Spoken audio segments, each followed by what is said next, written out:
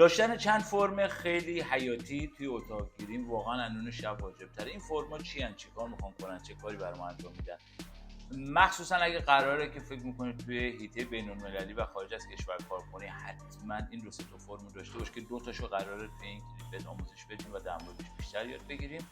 یکی از این فرما که خدا رو شکر توی چند سال اینقدر ما گفتیم توی ایران الحمدلله شروع شده و بچه‌ها یک سری دارن استفاده میکنن. امیدوارم که همتون استفاده کنید، چون یه جاهایی به کارتون میاد و به دادتون میرسه که اصلا نمیتونید فکرش کنید.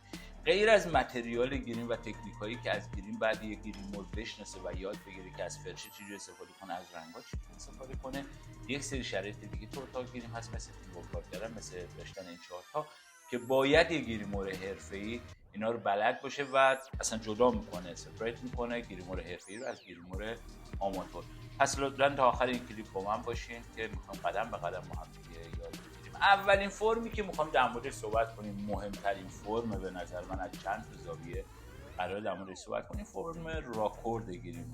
همین که دارین الان پایین صفحه میبینین این فرم راکورد گریم، منم بیارمش روی صفحم. اوکی، این فرم راکورد گریم رو میتونین دو حالت شما داشته باشین. هم میتونین پرینت شده باشه به صورت ورقه توی اتاق گریمتون داشته باشین، هم میتونین به صورت دیجیتال توی لپتاپ، توی کامپیوترتون، توی نمیدونم آیپد، هر چیزی که توی اتاق گریم داره به صورت دیجیتال ازش استفاده کنین. که یه اپلیکیشنی هم هستش که شما میتونین از اپلیکیشنش استفاده کنین، ولی نمیخوام خیلی فعلا درگیرتون کنم با این قضیه. سعی کنین حداقل پرینت داشته باشین. از چند زاویه این فرم راکورد مهمه. توی پرانتز راکورد رو واسهتون توضیح بدم، چون یه سری از دوستان هستن که اول راهن، اول مسیرن، یه سری واژه‌های سینمایی استفاده میشه و نمیدونن چیه. راکورد چیه؟ راکورد یعنی حفظ تداوم هر اکتی در سکانس ها که قراره این سکانس در هم تلفیق باشن و به هم بچسبن و یک صحنه ای از اون فیلم یا سریال رو بسازن.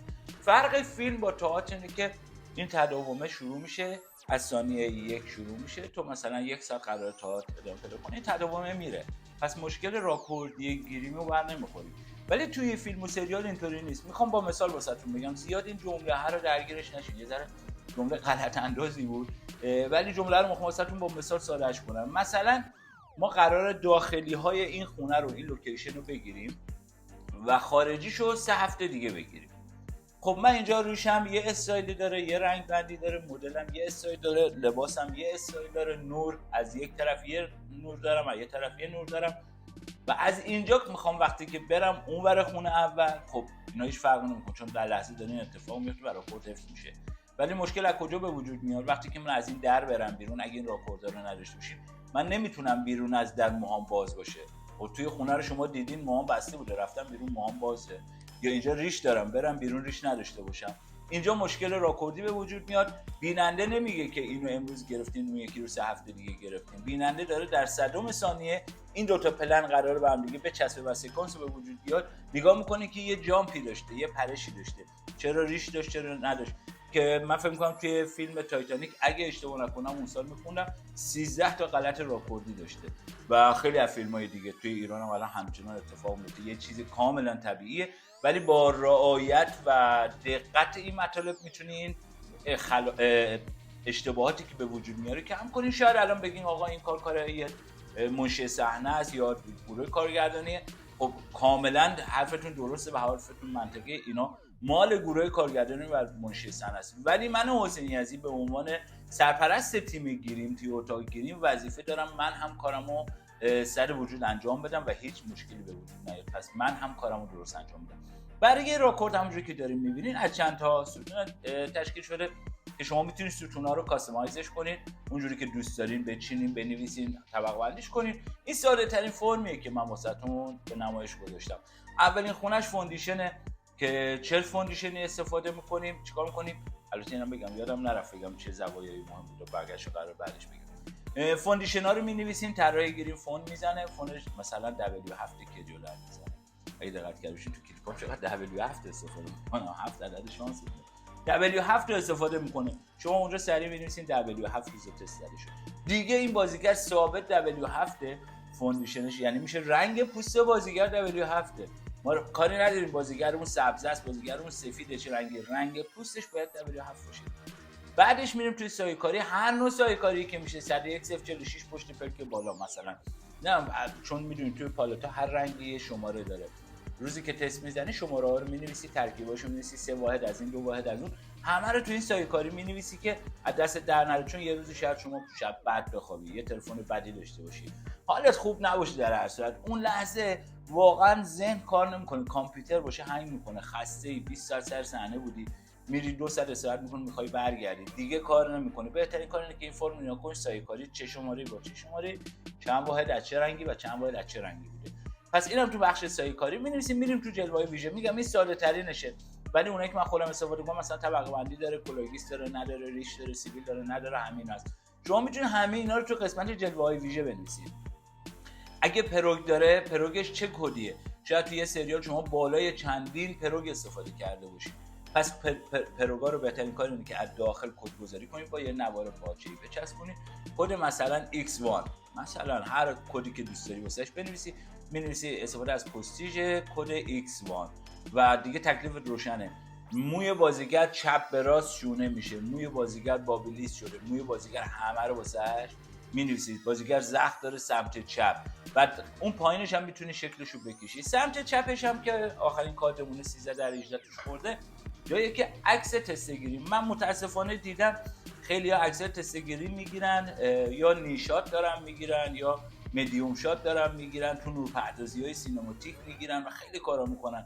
بچه این 100% غلطه. ما نیومدیم پورتفولیو بسازیم، اینجا یه عکس گیریم میخوایم، بدون سایه باید باشه، شادو نباید داشته باشه، حتما باید اکستریم کلوزآپ بازیگر باشه، شادوها و سایه های شما اکسپوز بشه، دیده بشه، و یه دونه فول صورت بازیگر اینجا میچسبونید. اگه قرار اتفاقی سمت مثلا میگم ریش چسبونید، میخواین درجه بالا اومدن ریش و نمیدونم اون خطی که قرار ریش فیک بشه و تمام بشه رو ببینید، حتما یه سرخ بازیگر رو بگیرید، تو این 13 بچسبونید. پایینش هم که اسم شخصیت رو می‌نویسید، شخصیت حسن علی بقال، نام بازیگر حسین یزدی، که این دیگه مشخص و مبرهنه، هیچ موقع دیگه به مشکل نمیخوره. اگه یه روزی گروه کارگردانی کافی داد، نمیدونم مشی صحنه کافی داد، گفتن که شما اشتباه کردین، اومدن که توپو بندازن تو زمین شما، چون اصولا این کست اخراج و انتاج یا تولید و کارگردانی دنبال زمین خالی میگردن توی سینما که توپو قل بدن توش. حداقلش اینه که گیریمورای حرفه‌ای اجازه نمیدن این اتفاق بیفته. کارتکس رو در میاری، عکس نشون میدید باقالی. این راپورت من. پس حتما این فرمو داشته باشین، یه فرم به شدت. بریم برای فرم بعدی. ولی قبل از اینکه فرم بعدی رو واسهتون شروع کنم، چند تا نکته می‌خواستم در مورد این فرم راپورت بگم. پس اولیشو بهتون گفتم کجا کاربرد داره. دومیش اینه که من طراح گیری میام توی اتاق گیریم تست میزنم، یه سری اتفاقات میفته بر اساس اون آنالیز شخصیتایی که انجام دادم و اینا همه رو قراره توی آموزشا بهتون یاد بدم. بر اساس اون آنالیز شخصیت‌ها مثلا میگم برای مثال یه چشم بازیگر رو کوچیک‌تر می‌کنم، یه چشم بازیگر رو بزرگتر می‌کنم. خب خودش اینم یه تکنیک داره. ولی چشم چپ رو مثلا بزرگتر می‌کنم، چشم راست رو کوچیک‌تر می‌کنم. خب اون مجری گیری که وایساده داره تست میزنه حتما بعد اینو بنویسه، چون اگه اینو ننویسه فردا امکان داره روز اجرا بیاد برعکسش کنه، یه چشم دیگر رو کوچیک کنه، یه چشم بزرگ کنه. شاید اونو ما تو پی پی ام که با کارگردانمون داشتیم قرار بود زاویه چپ بازیگر بیشتر اکسپوز بشه. خب اون کاری که شما میکنه، اشتباهی که شما میکنید بر اساس اشتباه راکوردی و استارت گیریم، اون میشه راکورد ما، دیگه نمیتونیم تغییرش بدیم و باید با اشتباه شما تا آخر فیلم سریال. پس خیلی کاربردیه بچه‌ها. یا اینکه میخوای تایم بده، کارگردانی میاد میگه آقا فردا اوردرمون خیلی سنگینه، آفیشمون خیلی سنگینه، چقدر تایم گیریم نیاز داریم ما میتونیم راحت از روی این تایم بندیمون در بیاریم، بهش تایم بدیم و خیلی دلایل دیگه که اگه بخوام بگم از حوصله‌تون خارجه و خسته میشی. پس این فرمو حتما داشته باشید. میریم سراغ بعدی، میکام تایم شیت، که این تایم شیت گیریم ما هست. همونجوری که توی حرفام گفتم، اصولا تیم کارگردانی مخصوصا برنامه‌ریزی و اکثرشون هم رفیقامونن توی ایران و گروه تولید دنبال زمین خالی میگردن تو قل بدن توش. آقا مشکلی این بوده، اگه شما مثلا یه کاری داری میکنی 3 ماه طول کاره، اگه 2 ماه و 29 روز آن تایم کار کرده باشین، فقط و فقط یک روز به مشکل بخوره تایم گیریم. این قانون تو کل دنیا هست، فقط نه برای ایران نه کشور عربی، کل دنیا همون یک روز تموم مشاکل کار، تأخیر توی کار، هر اشتباهی که صورت گرفته ولش کنیم، میگن قاتل بروسلی هم تو عامل نمیدونم غرق شدن کشتی تیتانیک هم میان یقه تو رو میگیرن به خاطر همون یه روز.